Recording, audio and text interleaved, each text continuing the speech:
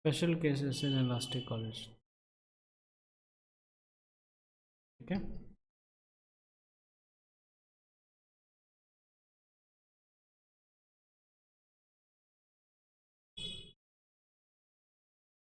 M1 greater than M2।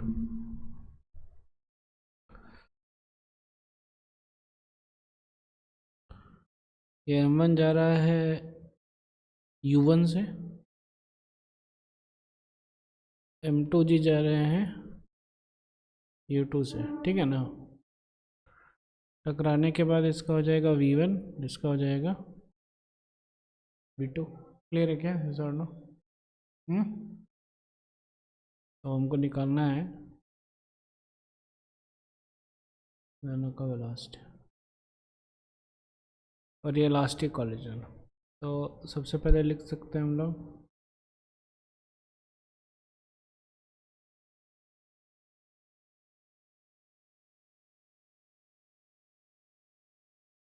ये क्या है, momentum conservation.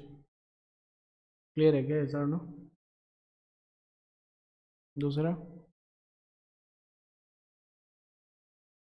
V2 minus V1 divided by U1 minus U2 is equal to 1, coefficient of restitution वाला question. Clear है क्या? हमको क्या निकालना है, V1 और V2 निकालना है। तो V2 हो जाएगा U1 minus U2 plus V1। Clear है क्या, ऐसा और नो?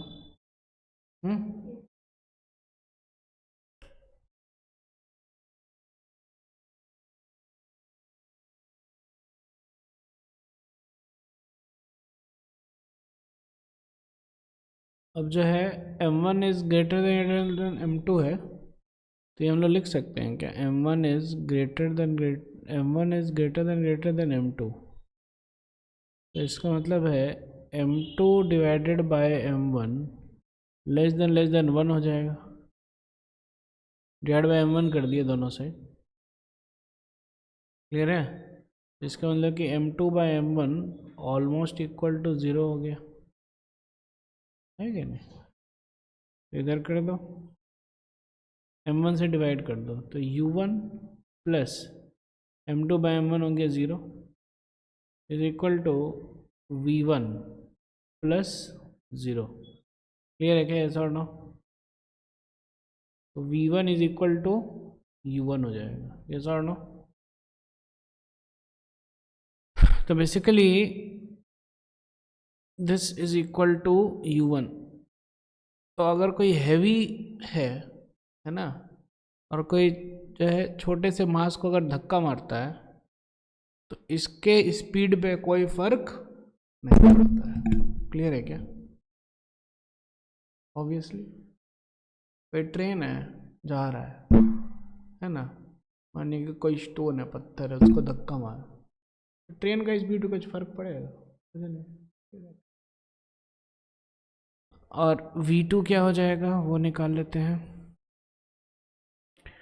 V2 हो गया U1 minus U2 plus V1। V1 जो है U1 के बराबर हो गया, U1 2U1 minus U2। Clear है क्या? 2 ऑफ U1 माइनस U2। कोई दिक्कत, कोई टेंशन? तो जैसे कि ये आ रहा है, मानिए कि 15 मीटर पर सेकेंड से, ये जा रहा है 10 से, तो 2 इंटू 15 माइनस 10, यानी कि ये 20 से भाग जाएगा आगे। क्लियर है क्या, ऐसा नो? तो ये हो गया स्पेशल केसेस, पहला स्पेशल केस। दूसरा special case, when M1 is less than M2, यानी कि एक ट्रेन जा रहा है और आप पीछे से जाके धक्का मारो, तो क्या हो असल में? ये M1 है, जा रहा है ये U1 से, ये M2 है, ये जा रहा है U2 से, ठीक है। तो इसका जो है V1 और इसका V2, तो इसमें हमको दिख रहा है M1 is less than M2, M1 by M2 is less than 1। इसका मतलब M1 by M2 हम लोग ऑलमोस्ट 0 कर सकते हैं। M1 U1 plus M2 U2 is equal to M1 V1 plus M2 V2, conservation equation, momentum conservation equation. Clear है क्या? E is equal to 1 which is equal to V2 minus V1 divided by U1 minus U2, क्या दूसरा equation. अब यहाँ पे आ जाइए, divide कर दिए हम किससे, M2 से, तो U1 into M1 by M2 जो कि 0 हो गया, क्लियर है, plus U2 is equal to M1 by M2 V1 जो कि फिर से 0 हो गया, प्लस V2, तो V2 is equal to U2। जाहिर सा बात है, आप पीछे से धक्का मारे हो ट्रेन में, ट्रेन का स्पीड थोड़ी चेंज होगा। क्लियर है क्या? ये V2 is equal to U2, U2 से ही ये चलता रहे, ठीक है। अब आ जाइए, V2 minus V1 is equal to U1 minus U2, ठीक है। तो V1 हो गया V2 plus U2 minus U1 which is equal to U2 मेरा V2 मेरा U2 के बराबर है, तो 2U2 माइनस U1 आ रहा है समझ में, 2U2 माइनस U1 से जाएगा, कोई दिक्कत, कोई टेंशन। तो अब मानिए कि ये जो था 2U2 माइनस U1,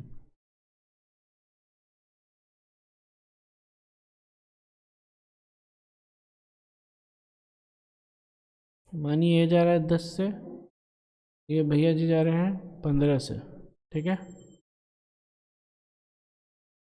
क्लियर है क्या? तो ये 10 से जाता ही रहेगा और ये इधर जाएगा 2 इंटू U2, 20 माइनस 15, 5 से ये है। क्लियर है क्या? क्या दूसरा तीसरा है M1 is equal to M2, दोनों का मास सेम है। M1 जा रहा है U1 से,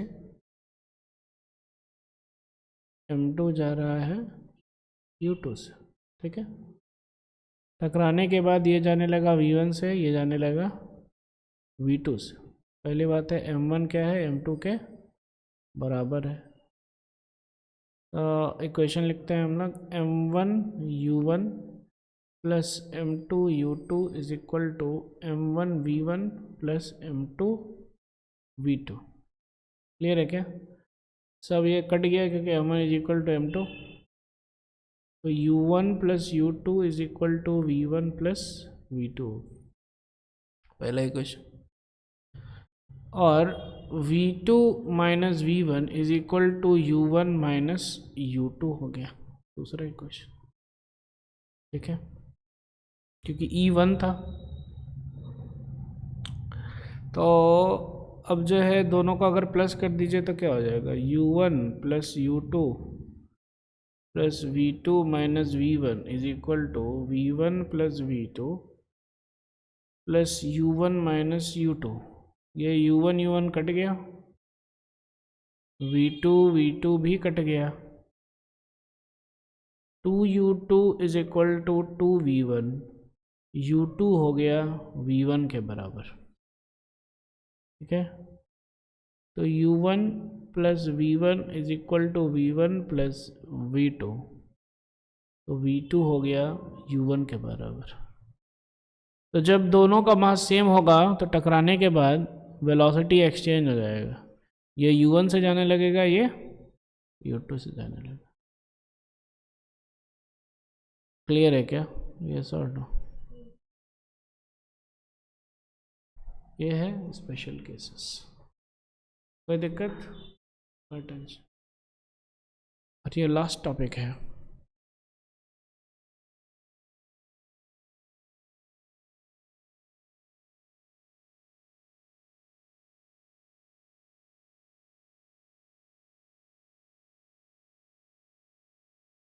ऑब्लिक कॉलिजन। तो दो तरह का कॉलिजन होता है, एक होता है हेड ऑन और दूसरा होता है ऑब्लिक।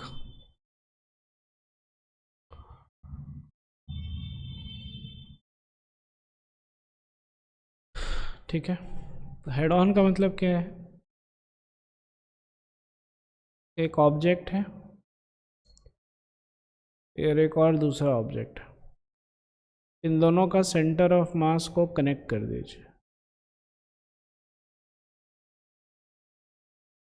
ठीक है, ये हो गया m1, ये हो गया m2, सेंटर ऑफ मास जो है कनेक्ट हो गया। ये जा रहा है इधर v1 से, ये जा रहा है इधर v2 से। क्लियर है क्या? तो जो है अगर देखिएगा ध्यान से, तो दोनों का relative velocity is along the line joining center of mass of both the bodies। Clear है क्या?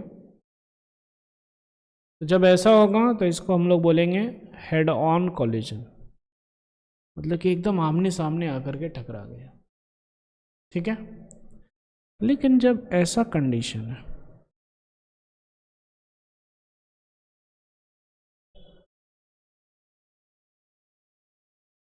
ठीक है, ये ऐसा आ रहा है, ये ऐसा आ रहा है, ध्यान से देखिए, ये कुछ यहाँ पे टकराएगा, कुछ ऐसा ये टकरा रहा है ये दोनों।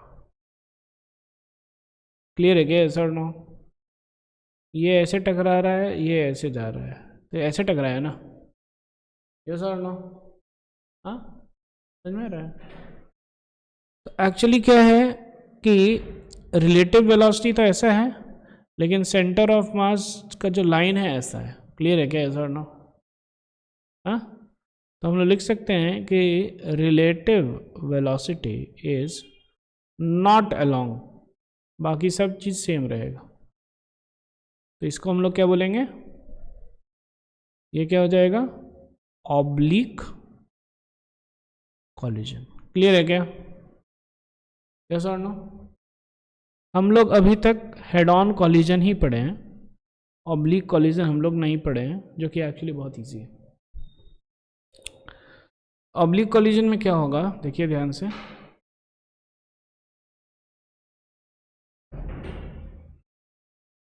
ये हो गया। क्लियर है क्या?